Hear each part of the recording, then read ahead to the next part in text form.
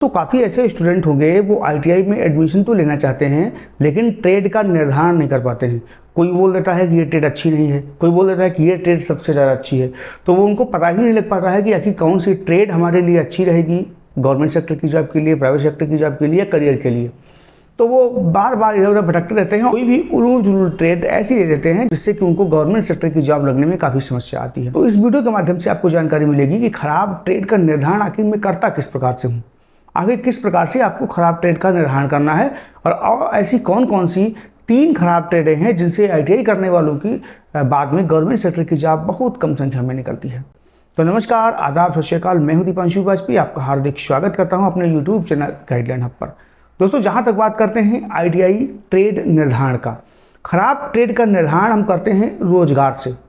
किसी भी ट्रेड से आप आईटीआई कंप्लीट कर लें, आईटीआई कर रहे हो या कर लिए हों, उस ट्रेड से आईटीआई करने के बाद अगर आपको जॉब नहीं लग पाती है तो उस ट्रेड को हम खराब कहते हैं कि यार ये ट्रेड अच्छी नहीं है। तो सबसे पहले ये देखना है कि रोजगार के अवसर किसमें सबसे ज़्यादा अच्छे हैं, आपको उसी ट्रेड से आईटीआई करना है। दूसरा ये देखना है कि उसका पाठ्यक्रम कैसा है।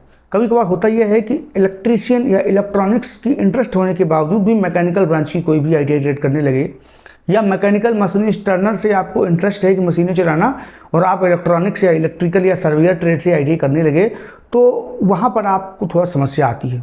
समस्या इसलिए आती है क्योंकि जब इसका ऑल इंडिया फाइट या ऑल इंडिया एग्जाम कहीं भी होता है तो उसमें इंटरेस्ट न होने से या पाठ्यक्रम उबाऊ होने से या पाठ्यक्रम कठिन होने से आप उसका एग्ज़ाम निकालने में काफ़ी समस्या आपको आती है।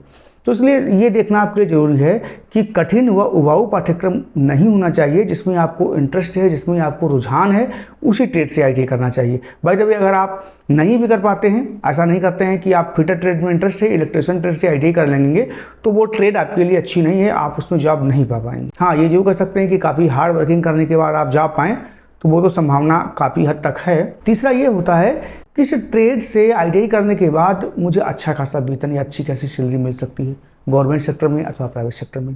ये भी देखना बहुत ज़्यादा जरूरी होता है। खराब ट्रेड का निर्धारण करने के लिए सबसे ज़्यादा महत्वपूर्ण होता है चौथा नंबर पॉइंट, स्वास्थ्य का जोखिम कितना उस ट्रेड में है। मान लिया आप किसी ऐसी ट्रेड से आईटीआई कर रहे हैं जिसमें स्वास्थ्य जोखिम ज़्यादा है, तो वो ट्रेड भी ज़्यादा अच्छी नहीं कही जा सकती है।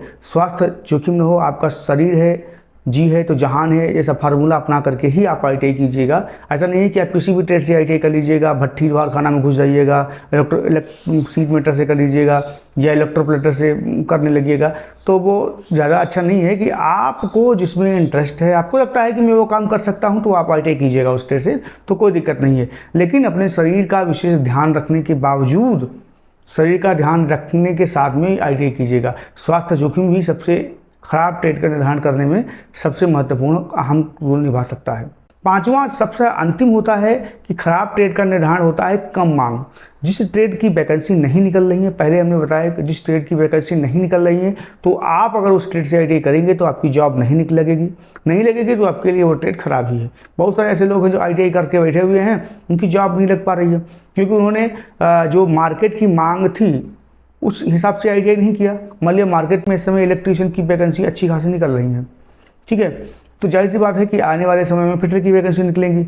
वो उन्होंने इलेक्ट्रीशियन ट्रेड से ही आईटीआई कर लिया, तो आने वाले समय में जो इलेक्ट्रीशियन की वैकेंसी थी वो भर चुकी थी, तो वहाँ पे वो निकली नहीं।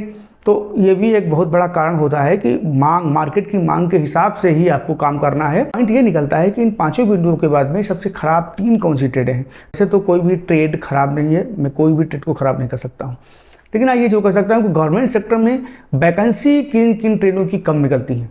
हमने देखा है, हमने वॉच किया है काफ़ी समय से, उसमें ड्राफ्टमैन मैकेनिकल की जो वैकेंसी होती है वो गवर्नमेंट सेक्टर में काफ़ी कम निकलती है। प्राइवेट सेक्टर में भी उतनी अच्छी मांग नहीं है, लेकिन हाँ ये जरूर है गवर्नमेंट सेक्टर में इसकी वैकेंसी बहुत कम निकलती है। दूसरी ट्रेड होती है इंफॉर्मेशन टेक्नोलॉजी यानी आईटी सेक्टर की है, उसमें भी गवर्नमेंट सेक्टर की बहुत कम वैकेंसी निकलती है। प्राइवेट सेक्टर में भी इसकी इतनी मांग नहीं है जितनी अन्य ट्रेडों की होती है। अंतिम जो तीसरी ट्रेड है वो fashion designing and technology development ITI की ट्रेड है। ये नॉन इंजीनियरिंग की है, नॉन टेक्निकल की है। इस ट्रेड से आईटीआई करने वाले मैंने आज तक कभी किसी को नहीं देखा है कि गवर्नमेंट सेक्टर की अथवा प्राइवेट सेक्टर की किसी को जॉब लगी हो। तो अगर आप इन 3 ट्रेडों से आईटीआई करना चाहते हैं तो एक बार सोच विचार लीजिएगा। अगर आपके पास अच्छा बैकअप है तो आप कर भी सकते हैं, ऐसा नहीं है। तो मैंने इस वीडियो के माध्यम से आपको जानकारी पूरी दे दी कि खराब ट्रेड का निर्धारण आगे कैसे किया जाता है और कौन कौन सी 3 खराब ट्रेड होती हैं। तो मिलते हैं अगली वीडियो में, तब तक के लिए नमस्कार। और अगर अभी तक आपने हमारा चैनल सब्सक्राइब नहीं किया है तो प्लीज़ सब्सक्राइब कर लीजिएगा।